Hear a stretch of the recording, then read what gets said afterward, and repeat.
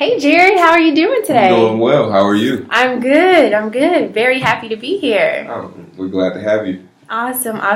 My name's Ayanna Taylor. Okay. I am a sales leader for Frito and Joshua Bryant. He sent me your way. Oh yeah, Joshua's a great friend of mine. We go way back.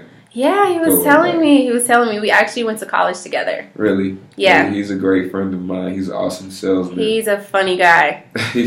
He is a trip. He's a funny guy. If you hang out with Josh, then you got to be a great person. Thanks.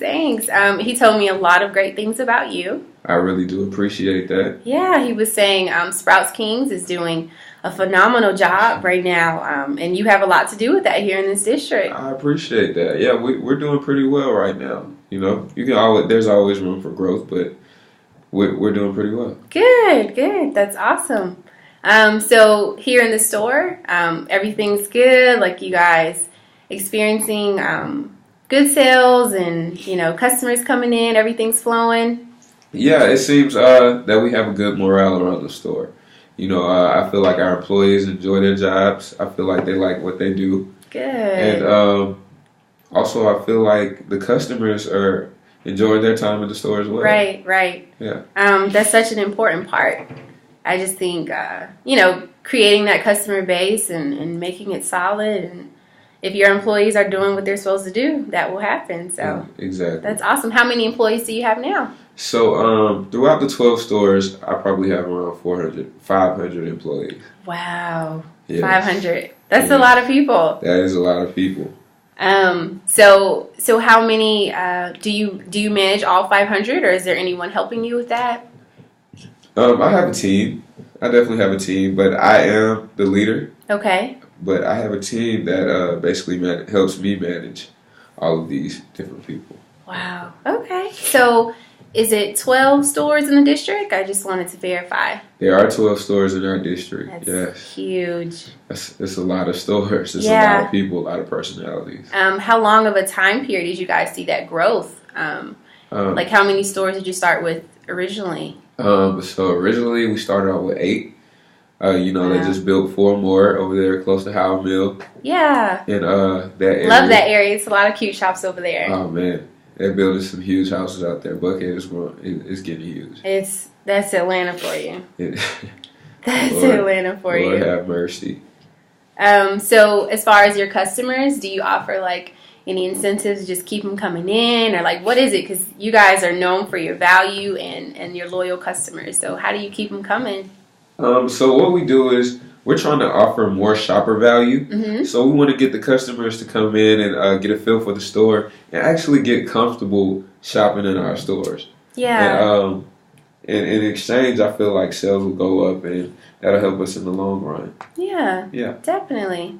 That's awesome. I mean, like I said, having customer loyalty is such a big piece of it.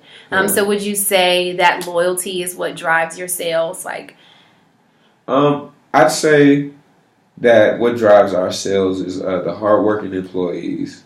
Another thing is, a lot of people we're in an area where people are going to more like fit based culture. mm-hmm. You know what I'm saying? People are really into being fit. So we have Whole Foods, and very very organic foods. Yeah. And so I think our customers love that. We're versatile. Yeah. We got a little bit of everything. Definitely. And you definitely stand up to your competitors, because farmers markets and, any grocery chain that's offering organic options, people are running towards it just because everyone's into the whole fit, Right. thing now. So that's Exactly. good that you're diverse. Now, people still love their salty snacks though. I know plenty of my friends who go to the gym and they're like, oh gosh, I gotta have some calories now. And they'll go grab some chips. Would you agree? I love salty snacks. Salty snacks for me, salty snacks for you, salty snacks for everybody. I understand. So how would you say your salty snack sales are doing here at your store?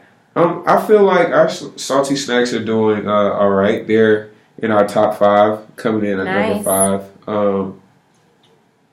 But I feel like they're not doing too shabby. Yeah, that's good. Would you say that you would like to increase the sales in your salty snacks aisles? I would definitely like to increase my sales. Yeah. I would like to increase my sales all over. Absolutely. Absolutely. Yeah. Well, hopefully I'll be able to help you with something like that. Yeah. So right now, like, where are your salty snacks positioned? Do you usually keep them in the aisles, or do you kind of make them really easy for people to grab and go? Like, where do you put your salty snacks? So I put my salty snacks on the aisle. Mm-hmm. They're inside the aisle.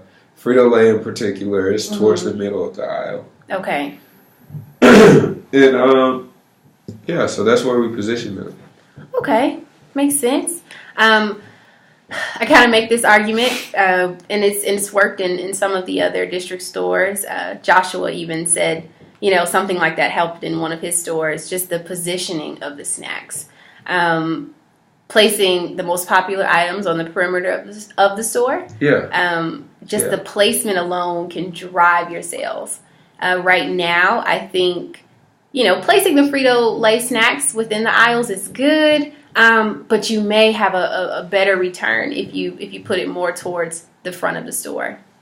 Yeah, I definitely think that could play a factor because the perimeter is where most people shop. Right. You know exactly. What I'm saying? A lot of people are shopping in perimeters right now, so I feel like that could be a good way to go about it. I think that's a great idea. And I definitely think it would promote growth. So I was looking a little bit into you guys' information, and it was just telling me a lot about the actual sales growth. Most of the other stores are sitting at about 5% growth this year. Is that correct? Yeah. And most of District 4 is at about 1.5. Yeah. So we're coming in at 1.5% right now, and Okay. I don't feel like that's a reflection of our employees or our customers. Mm-hmm.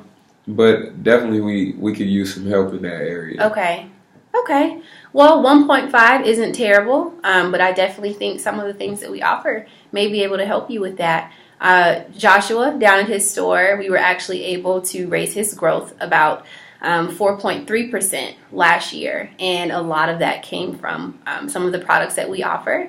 And does 4.3% sound like something you'd be interested in? It sounds marvelous. Yeah? It sounds marvelous, almost unbelievable. Okay, great. Well, I would love to tell you a little bit more about it. If you didn't mind, I'd just ask you a few more questions. Oh, definitely. You got it. Okay.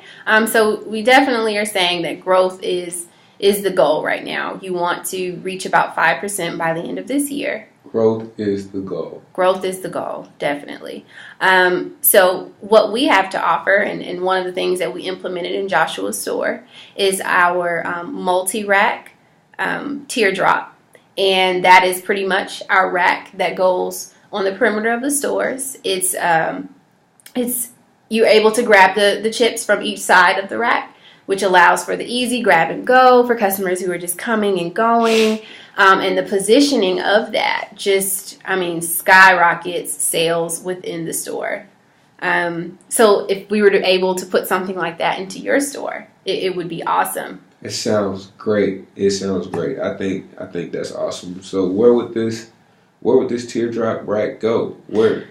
Well, I was actually walking around some of your stores, and I found a common item was your umbrella rack, and it tends to sit on the perimeter of the store. And umbrellas are great. They definitely save us women in our bad hair days when it's raining. So they're necessary for sure. But where they're placed right now would be a great place for our multi-teardrop rack. It's very close to the perimeter of the store. It's easy for customers to walk by. They can get it from each side. So maybe you could consider repositioning the umbrella rack somewhere else in the grocery store, and then placing our multi-rack right there where customers can get to it pretty easily. Okay. All right. So the thing about it is our umbrella racks are bringing in 45%. 45%. Return. Okay. All right, and they're bringing us almost $8,000 a year. Okay, about $8,000, and that's good. That's a good number. Now, would you believe me if I told you that particular rack that I'm telling you about right now could bring you in about $420,000 in that same spot? $420,000. $420,000. I kid you not. I could show you the numbers. We'll pull up the Stop PowerPoint. playing. I'm serious. Stop I'm playing. telling you, better call Joshua. Get out of here. Yes. And again, the margin is lower. It's a 12% margin compared to your 45% umbrella rack. But the turnaround is so much faster that income, I mean, it pours in.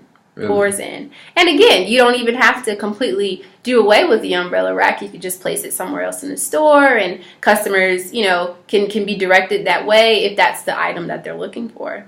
Okay. Well, well, you know that the Super Bowl is coming up around this time. Super Bowl is coming up. A lot of people are going to be trying to buy like bigger bags of chips and the chip and dip, and I don't see where the multi-pack would fall into place there. Are you referring to the fact that it has the small bags of chips versus small bags of chips? So everyone's just want to come in and grab a couple chips, dip, and right. You know what I'm saying? I completely understand that, and I've heard that argument before. It's very valid. But in that same breath, the big chips do sell for the Super Bowl, and typically it's for Super Bowl Sunday, right? So that's a one-time thing. Everybody's getting together. The party's big. We want a big bag that we can dig into, and I understand that. But when we sell this particular rack, we think about back to school as a very big time period. There's 20 plus bags of chips in that one pack that we're placing on this rack.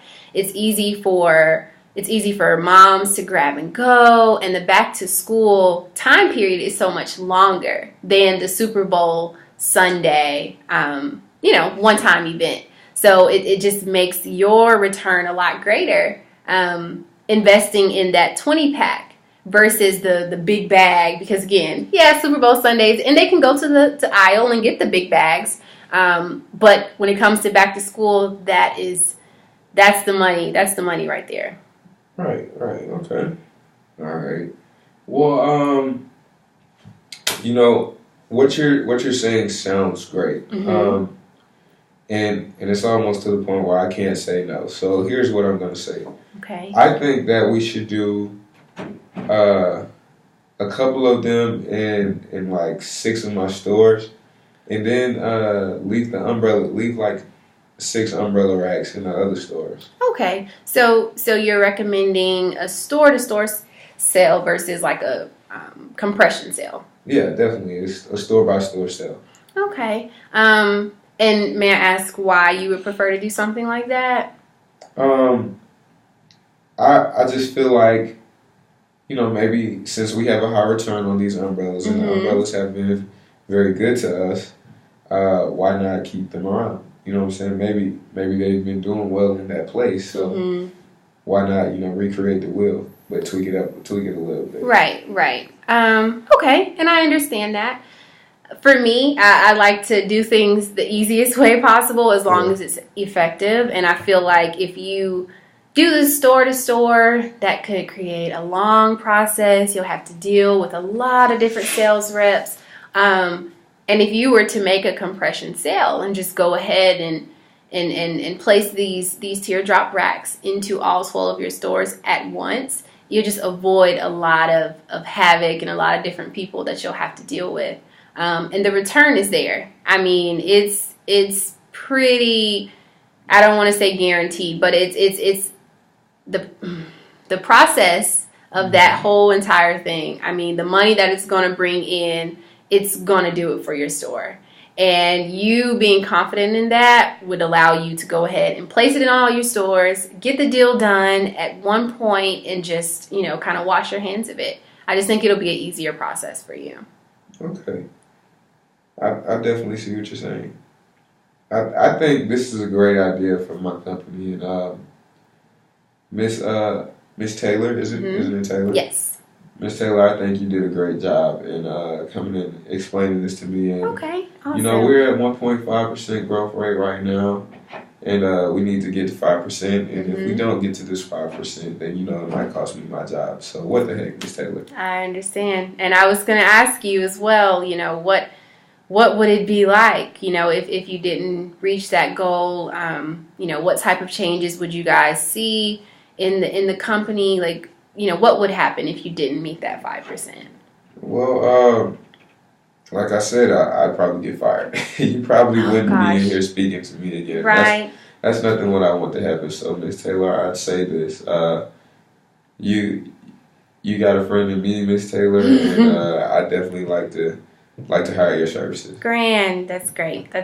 Okay, so let's just go through this and make sure that I got everything correct. You definitely want to increase sales from 1.5 to 5%. Right now, you're sitting at about 12% margin.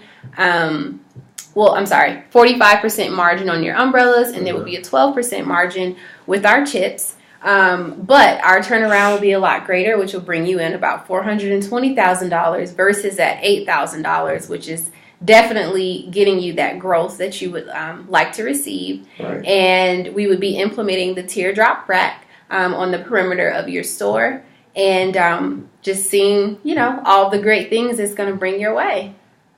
Right. Yeah. That's correct. Okay, awesome. Well, I would love to meet with you again. I don't know if there's anyone else that you would need to speak with to close this deal, but, I'm your direct contact. Like you said, you have a friend in me, so as soon as you would want to talk about this, we can make this happen.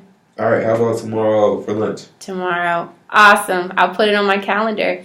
And I'll leave this information with you as well. I'll actually forward you a PowerPoint that goes a little bit more into detail about what it is that we're selling. All right. Okay? All right, thank you. All right. I enjoyed your time. Thank you so much. All righty. Bye-bye.